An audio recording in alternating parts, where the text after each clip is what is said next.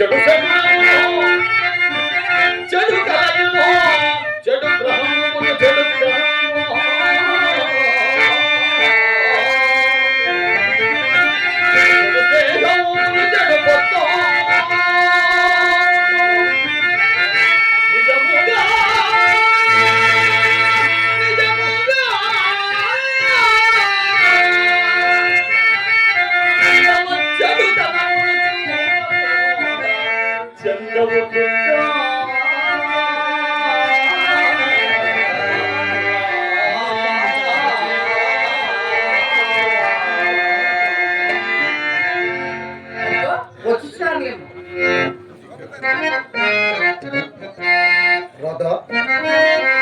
ఈ పూటకు పురాణము నిలిపివేసి నాకు దుస్తులు తీసింది.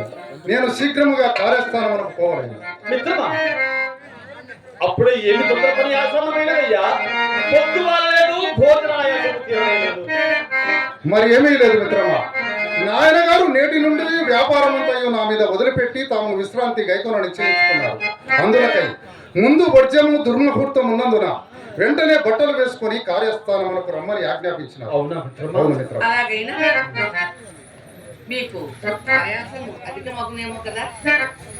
కానీ ఏమి చేయను మిత్రమా, తండ్రి గారికి విశ్రాంతి కలిగించు నిమిత్తము తల యొక్క తలుచుకున్నాను మిత్రమా, తప్పక తల యొక్క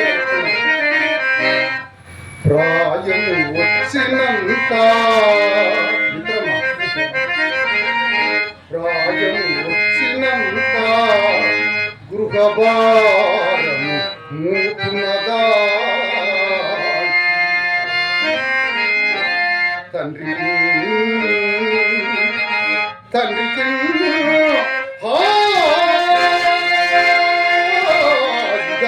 కూరుచుండుటకు అనువైన విరామమెవండు చేకురంచేను.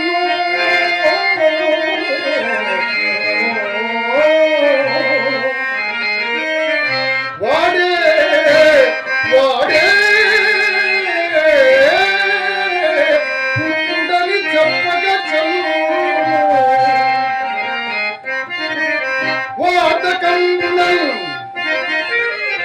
వాదకండల్ ప్రియతనూతల మొదటి చేత సపర్యలుగాంచు ఆతడే మిత్రమా.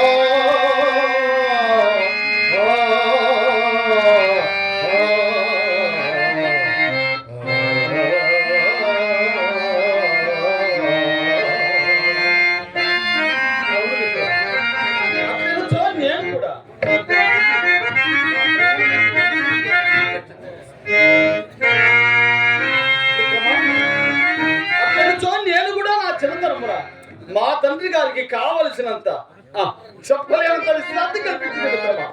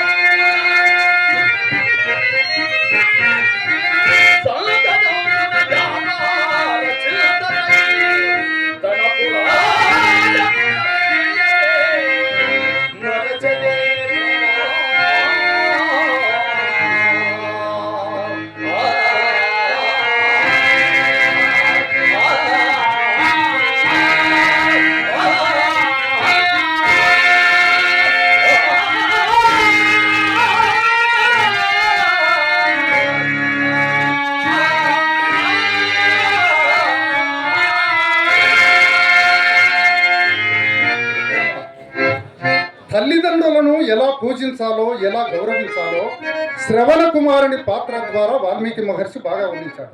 ఒకసారి వాల్మీకి రామాయణాన్ని చదువు నీకే అర్థమవుతుంది. ఇందాక నువ్వు ఒక పద్యం పాడావు. వెల వెలందినే మరిగి దుర్వితుడు తనదు ధర్మపత్ని రోగి విధంబుగాను మిత్రమా, నీవు పాడిన పద్యంలోని భావము నన్ను ఆలోచింప చేయడంతో పాటు భవిష్యత్తులో ఏదైనా కీడు జరుగునేమోనని నా మనసు శంకించుతున్నది మిత్రమా. సరేలే, అది అటుండనేమో. ఇక నుండి ఎన్ని కార్యములు మీద పడినను మన గోష్ఠికి ఎన్నడూ బంధము రానే రానివ్వదు. కుమ్మర పురుగు పంకమున మిత్రమా, కుమ్మర పురుగు పంకమున కుమ్మరుచూ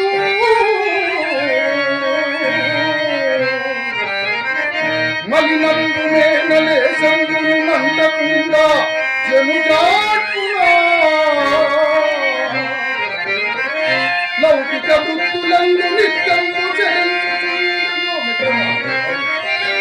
హృదంతరమందు తదీయ వాసనే బ్రహ్మ కొనంగలియమియగాదే వివేకమనంద మిత్రమా.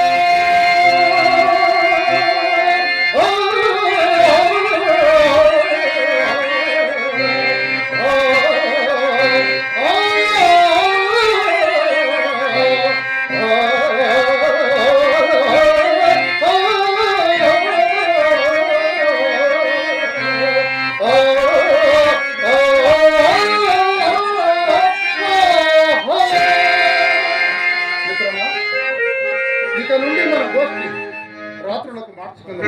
అట్లొచ్చు నాకును సౌలభ్యంగా ఉంది. నీకు సమ్మతమే కదా మిత్రమా? సమ్మతమే మిత్రమా.